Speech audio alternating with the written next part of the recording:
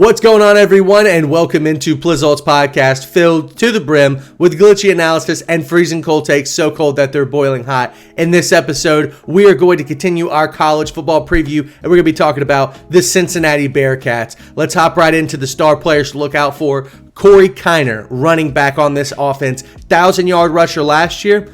1,000-yard rusher this year. I definitely think that this is going to be a guy to look out for, especially when it comes to being one of the best backs in the Big 12. Cincinnati is going to be leaning on this guy like the Leaning Tower of Pisa, if you don't have another reference. I mean, this guy is going to be the focal point of the offense. And then on the offensive line and responsible for being a part of this run game, Luke Kandra is probably one of the best guards in all of college football. I definitely think we're going to be seeing a lot of him when it comes to being one of the best offensive linemen in the Big 12. So those are the two guys to look out for on offense. On the defensive side of the ball, you got Dante Corleone. I mean, this guy sounds like an Italian mobster, but he's a defensive tackle, a run stopper. I definitely think that he is going to be the focal point of this defense. There's a lot of questions in the secondary, and when it comes to questions in the secondary, who better to answer them than the best player in the front seven, Dante Corleone. And then last but not least, I want to talk about a special teams player.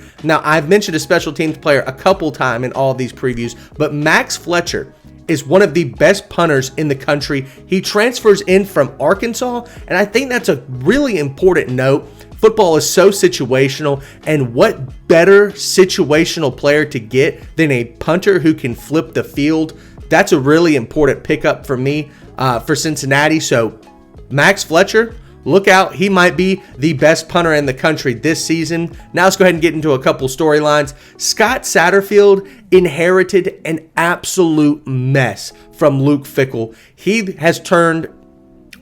turned Cincinnati into a group of five perennial contender. They even got to the damn college football playoff, which for a group of five team never happened before. I think that is such an important note when considering what Cincinnati is now. So Luke Fickell leaves. In the last two seasons, 58 transfers out. Scott Satterfield has got to get a grip on that part of the program. The wheels looked like they had completely fallen off last year with a loss to Miami, Ohio.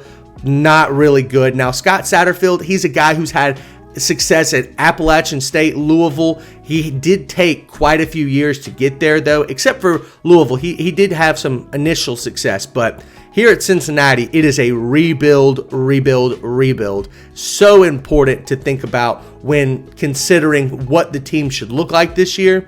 I think he's done a pretty good job of putting together a roster that can compete for, 5, 6, 7 games every single season. So I think Scott Satterfield, he is on the up, but there's still going to be some setbacks and some obvious deficiencies in the program. So now let's talk about the key losses and additions. Losses side of things, we've got Justin Harris, a safety. He goes into the portal. The defensive back unit this past offseason took a brutal beating. He's one of them. He transfers to Texas State. And then his other safety, Brian Threats, safety in the portal. He goes to UCF. There's all types of movement here. And then on the offensive side of things, you've got Emory Jones, a quarterback. He graduates and goes to the NFL. So all in all, this Cincinnati team has taken some massive hits. There's tons of other players to talk about in the portal. I believe there were 33. So that's a lot to talk about, but the defensive back unit is the one to focus on. They took a brutal beating. And then in the addition side of things, I didn't really see anybody that replaced those guys well. Now, obviously, they did bring in guys in the portal, but to me, no one of significant note. Quarterback to replace Emory Jones, Brandon Sorsby, who is a freshman or sophomore at Indiana and got some starts, but less than 2,000 yards passing last year. He transfers into Cincinnati. He's going to be the starter this year, which I think is really interesting, but still, to transfer from Indiana to Cincinnati, they must be seeing something. So I don't know. I think that could be an interesting pickup. And then last but not least, I've already talked about him, Max Fletcher. This is probably the best pickup that Cincinnati's had in the last 2 seasons. I'm being so serious about situational football and being able to flip the field. Obviously, punters are people too, but nobody really talks about them. This is an important pickup to me. So those are the 2 key additions. Now let's go ahead and talk about a couple more storylines.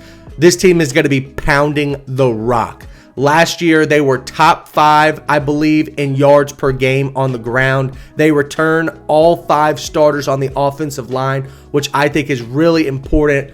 But they have a guy like Corey Kiner who can be a bell cow back, and that's exactly what I expect this year. He is going to have at least 1,000 yards, if not more. So that is one of the most important storylines for the Cincinnati team. If they can't run the ball, they're not winning a game. Last but not least, defense is the question mark, specifically the secondary. And I think this front 7 does not have the talent to make up for that. I do think Scott Satterfield can do something about this. And when I say that, I mean change the scheme. I don't know if putting more pressure on the quarterback would work when you're on defense, but I think you just got to try something. There's so many open gaps and deficiencies and holes in this defense. There's not a lot of depth. So I think that this is going to be the big question mark as to whether or not Cincinnati can win games here. Now let's go ahead and get into the record prediction. I've got them at an impressive 6-6, considering all of the things that I've just talked about. To start the season, you get 4 straight wins, hosting Towson, Pittsburgh, and Houston, and then on the road at Miami, Ohio. I think that Houston, Miami, Ohio, Towson, those are all very easy wins. They should have been last year, and for the most part, they were, except for Miami, Ohio, though. Now they travel on the road to this program. I think Miami, Ohio has lost a good amount of talent in the transfer portal, including the best kicker in the country, Graham Nicholson. So I don't know how good they're going to be. I think Cincinnati can pick up that win. And then hosting Pittsburgh, I think that's going to be a pretty easy win, considering they're probably going to be still moving on from a coach. They're going to be trying to rebuild their program. I don't think the talent's there right now. So starting off the season 4-0, but then on the road at Texas Tech, on the road at UCF. I don't see either of those wins happening. It's really hard to go on the road in conference games and get wins. And when you just don't have the talent, especially on defense, I can't trust Cincinnati to pull out either upset win. So 4-2, hosting Arizona State. That's a win. Arizona State is in a worse shape than Cincinnati, so I definitely could see them winning that game.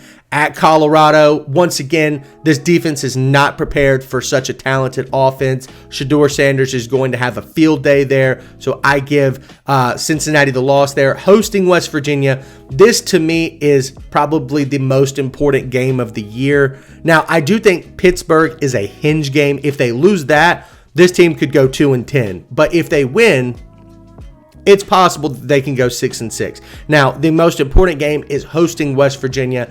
I don't think that they're in that good of a spot, West Virginia, to win this game, so I will give Cincinnati the home field advantage. But then you close out the season at Iowa State, at Kansas State, hosting TCU. I think all 3 of those are losses. These 3 teams are in a much different part of the rebuild / competitiveness in the Big 12. I think specifically Kansas is there. They're going to be contending for a Big 12 championship spot, and Cincinnati just flat out is not. So 6-6, I think that is a strong improvement from last year, especially considering that they lost to Miami, Ohio. I'm pretty impressed. I do think that it's going to be an interesting year. It's not that tough of a schedule, to be honest, for Cincinnati. So 6-6 is an improvement, but the next season is going to be the season for Scott Satterfield to actually put it all together and compete for a Big 12 championship spot. That's going to do it for this episode. Thanks so much for watching, guys. We'll see you next time. We're going to be talking about Colorado, which is my favorite team in the Big 12. Thanks again. We'll see you next time.